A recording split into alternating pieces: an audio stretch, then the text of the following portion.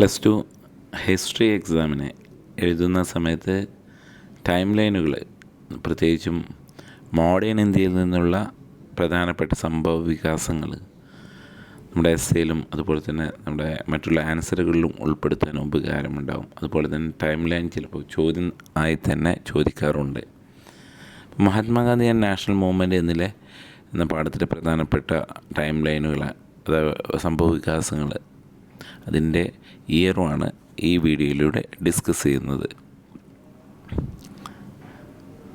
Okay, നമുക്കറിയാം 1869 October 2 പോർബന്തറിലാണ് Mahatma Gandhi ജനിച്ചിട്ടുള്ളത്. Okay, നമ്മുടെ ഈ ടൈം ലൈൻ തുടങ്ങുന്നത് 1915 മഹാത്മാഗാന്ധി റിട്ടേൺസ് ടു ഇന്ത്യ എന്നുള്ള ഭാഗത്താണ്. മോഡേൺ ഇന്ത്യയുമായി ബന്ധപ്പെട്ട് നോക്കുകയാണെങ്കിൽ 1885 കോൺഗ്രസ് ഫോർമേഷൻ ചെയ്തിട്ടുണ്ട്. അതുപോലെ തന്നെ പ്രധാന സംഭവ വികാസങ്ങൾ 1905 ബംഗാൾ വിഭജനമുണ്ട്.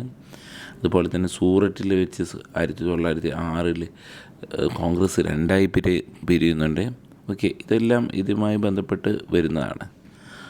അതുപോലെ തന്നെ 1904-05 സമയത്താണ് സ്വദേശി പ്രസ്ഥാനം വരുന്നത്. അപ്പോൾ അതിനുശേഷമുള്ള പ്രധാനപ്പെട്ട സംഭവ വികാസങ്ങൾ മഹാത്മാഗാന്ധിയുമായി ബന്ധപ്പെട്ട സംഭവ വികാസങ്ങളാണ്. മഹാത്മാഗാന്ധി റിട്ടേൺ ടു ഇന്ത്യയിലേക്ക് തിരിച്ചു വരുന്നു. ജനുവരി 9 ഇന്ത്യയിലേക്ക് തിരിച്ചെത്തുന്നത്. അതുകൊണ്ട് തന്നെ എല്ലാ വർഷവും ജനുവരി 9 പ്രവാസി ഭാരതീയ ദിവസമായിട്ട് ആചരിക്കുന്നുണ്ട്. ഓക്കെ, അതുപോലെ തന്നെ Gandhi speech at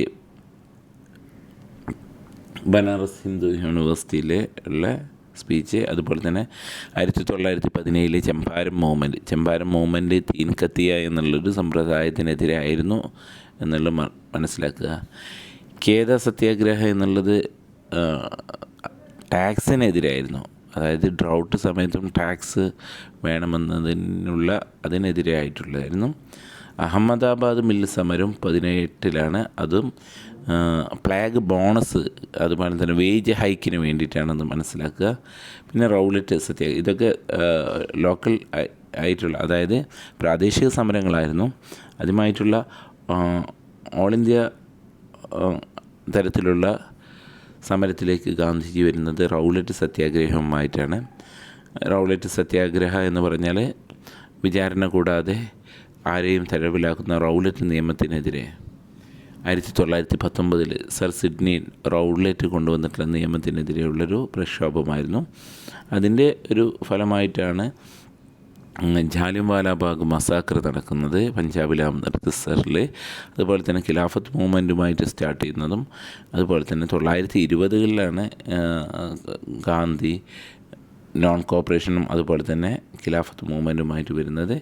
1922 Chauri Chaura incident നടക്കുന്നു. ഗാന്ധിജി നോൺ കോപ്പറേഷൻ മൂവ്മെൻറ്റും ഖിലാഫത്ത് മൂവ്മെൻറ്റും സ്റ്റോപ്പ് ചെയ്യുന്നു. പിന്നീട് 1928 അജിറ്റേഷൻ അഗെയിൻസ്റ്റ് സൈമൺ കമ്മീഷൻ, 1927 ഇന്ത്യയുടെ കാര്യങ്ങൾ പഠിക്കുന്നതിന് വേണ്ടിയിട്ട് ഒരു 3 കമ്മീഷൻ വരുന്നു. അതിനെതിരെ ഇന്ത്യക്കാരും ആ കമ്മീഷനിൽ ഉൾപ്പെട്ടിട്ടില്ല എന്നതുകൊണ്ട് തന്നെ സൈമൺ കമ്മീഷനെ നമ്മൾ ബഹിഷ്കരിക്കുന്നു. അപ്പോൾ അജിറ്റേഷൻ വരുന്നു. Okay, Lahore session of Indian national Congress ഒരു സുപ്രധാനമായിട്ടുള്ളതാണ്. ലാഹോർ സെഷൻ ഓഫ് കോൺഗ്രസ്സിലാണ് ഇന്ത്യക്ക് സ്വന്തമായിട്ടുള്ളൊരു ഭരണഘടനയും അതുപോലെ തന്നെ ഇന്ത്യക്കൊരു പൂർണ്ണ സ്വരാജ് എന്നുള്ളൊരു ആശയം മുൻനിർത്തി വരുന്നത്. ഗാന്ധിയെ വീണ്ടും സമരപരിപാടികൾ കോൺഗ്രസ് ഏൽപ്പിക്കുന്നുണ്ട്. Civil disobedience movement, Dandi march നടക്കുന്നു.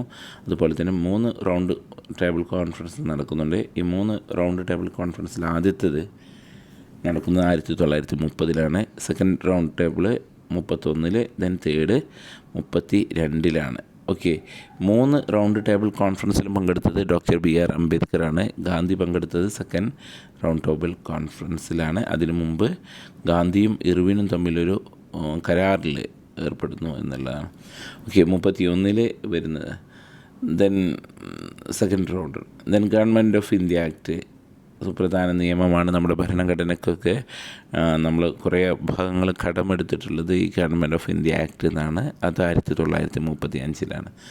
37 പ്രൊവിൻഷ്യൽ ഇലക്ഷൻ നടക്കുന്നുണ്ട്. പ്രാദേശിക formation of Congress ministry, Congress മന്ത്രിസഭ രൂപീകരിക്കുന്നുണ്ട്. 1939 മുതൽ 45 വരെ സെക്കൻഡ് വേൾഡ് വാർ വരുന്നുണ്ട്. അതുപോലെ തന്നെ resignation of Congress from ministries, ഈ മന്ത്രിസഭയിൽ നിന്ന് കോൺഗ്രസ് രാജിവെക്കുന്നുണ്ട്. 1940 ആണ് മുസ്ലിം ലീഗ് പാകിസ്ഥാൻ റെസൊല്യൂഷൻ അവതരിപ്പിക്കുന്നത്, 2 നാഷൻ തിയറി ആയിട്ട് വരുന്നത്. ഇന്ത്യയിലേക്ക് ക്രിപ്സ് മിഷൻ വരുന്നു. ഇന്ത്യക്ക് വേണ്ടി ഒരു ഡൊമീനിയൻ സ്റ്റാറ്റസ് കൊടുക്കണം എന്നായിരുന്നു ക്രിപ്സ് മിഷൻ പറയുന്നത്. അതേസമയത്ത് ക്വിറ്റ് ഇന്ത്യ മൂവ്മെൻറ്റുമായിട്ട് ഗാന്ധിജി വീണ്ടും വരുന്നുണ്ട്. Quit India movement second world വാർ നടക്കുന്ന സമയത്ത് ജർമ്മനിയും അതുപോലെ തന്നെ ജപ്പാനും ഇന്ത്യയെ ആക്രമിക്കുകയാണ്. അതിനുള്ള കാരണം ബ്രിട്ടൻ ഇന്ത്യയിൽ നിൽക്കുന്നത് കൊണ്ടാണ്. അതുകൊണ്ട് ഇന്ത്യ വിടുക എന്നുള്ള ഒരു ആശയമായിട്ട് ഗാന്ധി വരുന്നു.